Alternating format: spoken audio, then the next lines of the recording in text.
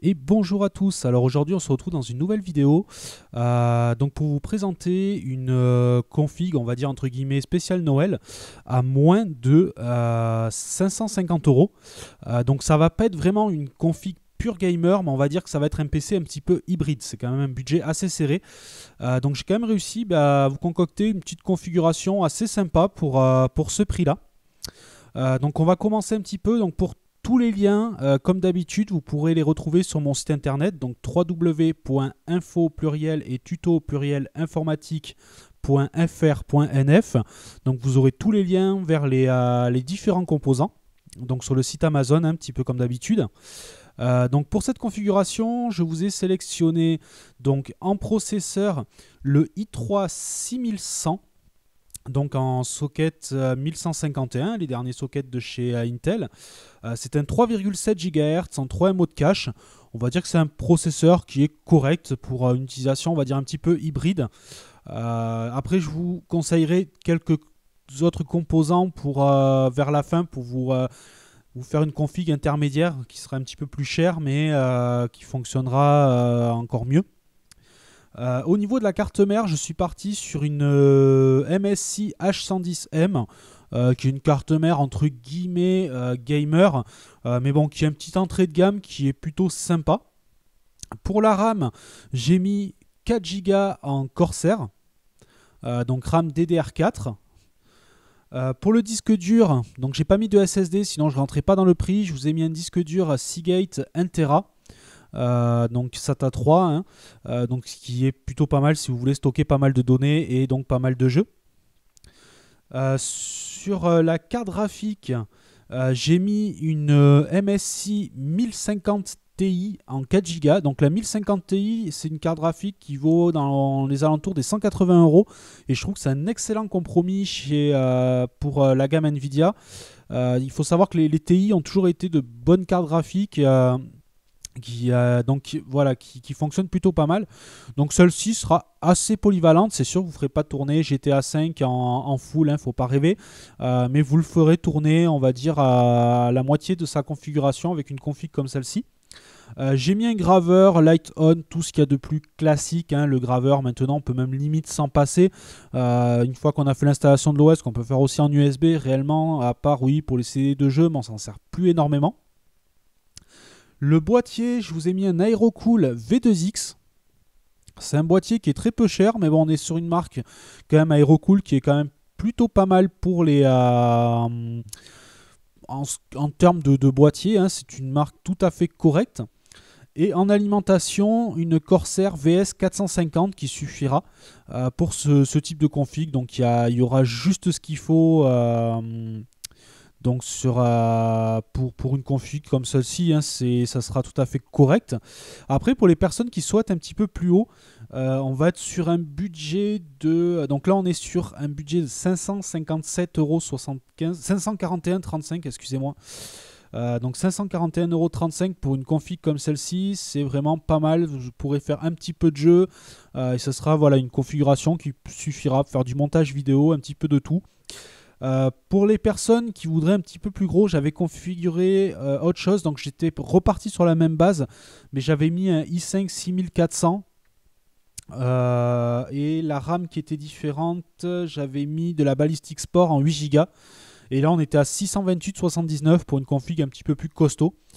Pareil au niveau des cartes graphiques, hein, vous pouvez tabler sur de la, si vous voulez monter un petit peu plus haut, sur de la 1060, 1070 qui sont de très très bonnes cartes graphiques. Mais vous allez voir que la 1050 Ti déjà fonctionne plutôt pas mal. Donc voilà, deux petites configurations. J'avais trouvé sympa de vous faire ça un petit peu. Noël approche. Je voulais voilà, vous trouver une configuration, on va dire, à prix raisonnable. Là, on est à 541,35. Enfin, du moins, là, sur les prix actuels.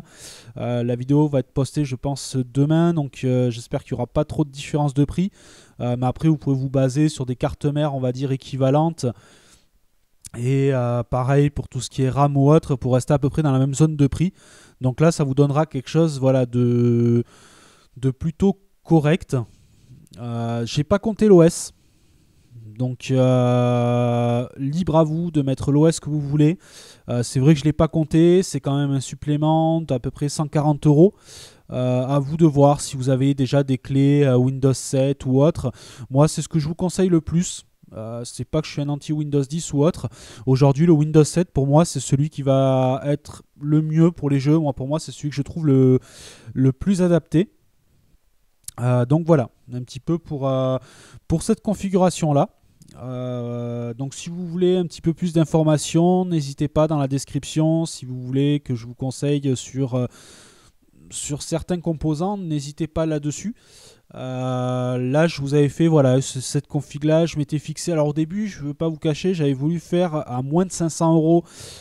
J'étais obligé de tabler sur du AMD. AMD, voilà, il y en a qui aiment bien. Moi, je suis pas un grand fan d'AMD, autant en processeur qu'en carte graphique. Moi, je voulais rester sur un mix que je fais souvent, qui est le mix Intel-Nvidia. Voilà, c'est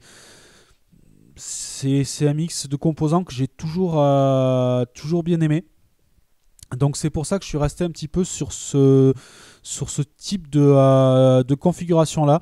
Après vous pouvez moduler si vous voulez avec du AMD. Après bon, on va changer un petit peu tous les couples carte mère, tout ça. Mais là j'avais trouvé tout ça sympa, surtout que le i3 6100 c'est quand même, bon, même si on a que 3 M au cache, on est en 3,7 GHz, c'est quand même un i3 qui va vous permettre de faire tourner, on va dire, quelques jeux. Il faut savoir qu'au jour d'aujourd'hui, si vous avez une carte graphique correcte, les i3 commencent à suivre. Moi, j'ai sur la configuration, pour vous donner un exemple que j'utilise pour YouTube, c'est un Pentium, un G3360, si je vous dis pas de bêtises, avec une GTX 470. Et franchement, j'arrive à exploiter quand même la 470 pas trop mal. Donc les pros d'aujourd'hui, on n'a plus forcément besoin de taper dans du i7, sauf si vous voulez faire un gros SLI de fou avec des 1080 GTX pour passer vraiment tous les derniers jeux en ultra. C'est vrai que certains jeux demandent de grosses configurations, mais on va dire la plupart des jeux courants, vous pourrez les passer, on va dire, de manière correcte. Après, faites attention sur l'alimentation que j'ai mis, donc la VS450, elle convient pour la configuration que je vous ai proposée. Si vous commencez à voir et tabler sur une carte graphique un petit peu plus haute, voire un processeur un petit peu plus haut, passez sur une alimentation en 550 watts minimum. Voilà, si vous mettez de la 1060, je sais que la 450 sera trop limite. Donc passez sur de la 550, donc pareil en même référence, un VS 550. Moi c'est ce que j'utilise pour la 470 qui était assez gourmande et c'est une alimentation qui fait très bien le job. On va dire que pour de l'entrée de gamme, enfin de l'entrée de gamme, du milieu de gamme on va dire, hein, c'est plutôt pas mal. Donc voilà, juste petite parenthèse, alors je sais je fais souvent des parenthèses dans mes vidéos parce que je change pas mal d'endroits pour filmer, pour tourner mes vidéos.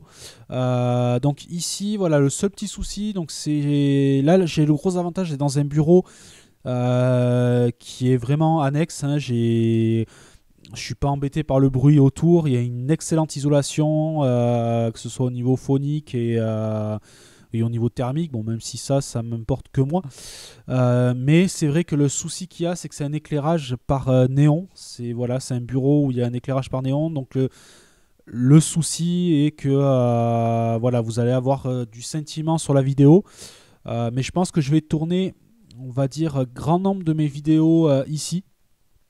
Pour la simple et bonne raison que voilà, je suis au calme, je peux tourner à n'importe quel moment du jour ou de la nuit, à part vraiment des bruits extérieurs. Mais là, c'est vraiment une pièce qui est totalement annexe, hein, qui est un peu plus loin, qui est loin de la maison, donc où il y a strictement que moi. Donc là, c'est vrai que c'est pas mal de ce côté-là.